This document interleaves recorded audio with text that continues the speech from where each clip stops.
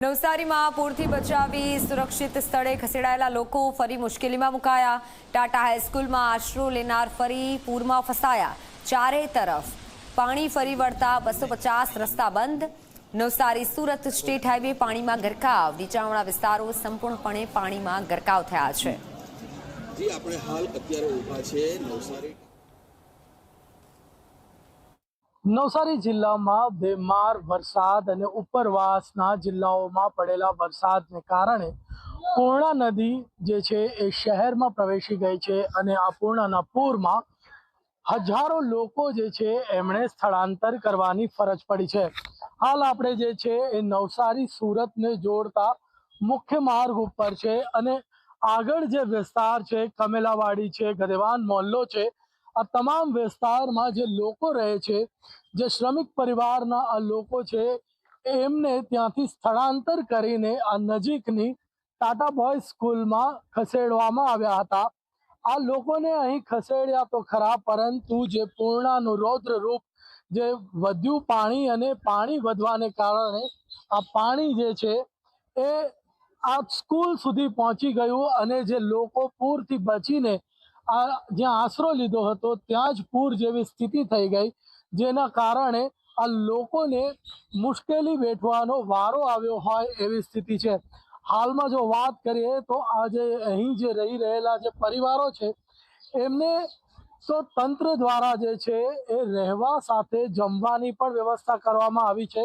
સાથે જ જે છે એ આ લોકોને આરોગ્યની ધ્યાન રાખીને અહીંયા મેડિકલ ટીમને પણ મોકલીને એમનું આરોગ્ય ચકાસણી પણ કરવામાં આવી હતી, જેથી કોઈકને મુશ્કેલી હોય, કોઈ બીમાર હોય, પાણીમાં ભીંજાવાના કારણે જે તકલીફ હોય તો એમાંથી એમને રાહત મળી શકે। હાલમાં જે છે એ અહીં જે લોકો છે એ લોકો અહીં રહી રહ્યા છે અને એ આશરો લીધો છે, પરંતુ જે પૂરની સ્થિતિથી બચીને અહીં આવ્યા હતા એ પૂરના કારણે એમની જે તકલીફ છે એ અહીં ઓછી થવાને બદલે વધી ગઈ, કારણ કે ટાટા સ્કૂલ પાસે પણ પાણી ભરાઈ ગયા હતા અને એના કારણે લોકોને જે છે મુશ્કેલી વેઠવાનો વારો આવ્યો છે। જી આપનું નામ?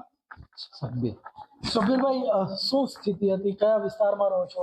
અમે હિદાયતનગરમાં રહીએ છીએ। પાણી ફૂલ આવી ગયા અને રહેવાની તકલીફ પડી અને અમારે ત્યાં અહીંયા ટાટા સ્કૂલમાં રોકાવો પડ્યો। અહીંયા પરિવાર સાથે રહ્યા છો, પણ રાત્રે અહીંયા ટાટા સ્કૂલ પાસે પણ પાણી આવી ગયું હતું, તો કેવો ડર લાગ્યો? ડર તો ઘણો હતો। પવન સાથે વરસાદ પડ્યો, અમને એવો ડર લાગતો હતો કે કંઈ વધારે સ્થિતિ ખરાબ ન થાય, એ માટે ટાટા સ્કૂલનો સહારો લેવો પડ્યો હતો। નહીં, પણ ટાટા સ્કૂલ પાસે પણ પાણી આવી ગયા હતા, તો એવું નહીં થયું કે હવે ક્યાં જશે? હા, એવો વિચાર તો આવ્યો હતો, પણ હવે ઉપરવાસ વરસાદ હતો એ હિસાબે અમને ડર તો લાગતો જ હતો। કરીએ પાણી ઘટી રહ્યા છે, શું કહે? પાણી ધીમે ધીમે ઉતરી રહ્યા છે, તો હવે ઘરે જવાની ઈચ્છા છે। હવે પાણી ઉતરે તો અમે જઈએ, ઘર બધું નુકસાન થઈ ગયેલું છે, શું છે એ જોઈએ અને અંદર સાફ સફાઈ ને બધું કરવું પડશે। તો લોકો જે છે એમને ડર હતો કે પાણી તો જે ઘર પાસે તો પાણી આવી ગયા, પરંતુ પાણી ઘર પાસે આવ્યા બાદ પણ જે છે એ લોકોને અહીં પાણી આવવાના કારણે ડર થયો છે। મહત્વની વાત છે કે અહીં જે છે લોકોના વાહનો પણ અહીં પાર્ક કરવામાં આવ્યા છે। આ ટાટા સ્કૂલનો વિસ્તાર થોડો ઊંચો છે, જેથી આ વિસ્તારમાં જે લોકોના ઘર ડૂબી ગયા છે એ લોકોએ અહીં પોતાના વાહનો પણ જે છે એ પાર્ક કરી દીધા હતા, પરંતુ જે પૂર્ણાનું જે રૌદ્ર રૂપ સર્જાયું અને તેના કારણે જે પૂર્ણા જે છે જ્યાં અટકવાની હતી તેની જગ્યાએ શહેરના આગળ વધી અને તેના કારણે ટાટા સ્કૂલ પાસે પણ પાણી આવી ગયું અને લોકોના જીવ પડીકે બંધાયા કે હવે આશરો ક્યાં? ધવલ પારેખ, ઝી મીડિયા, નવસારી।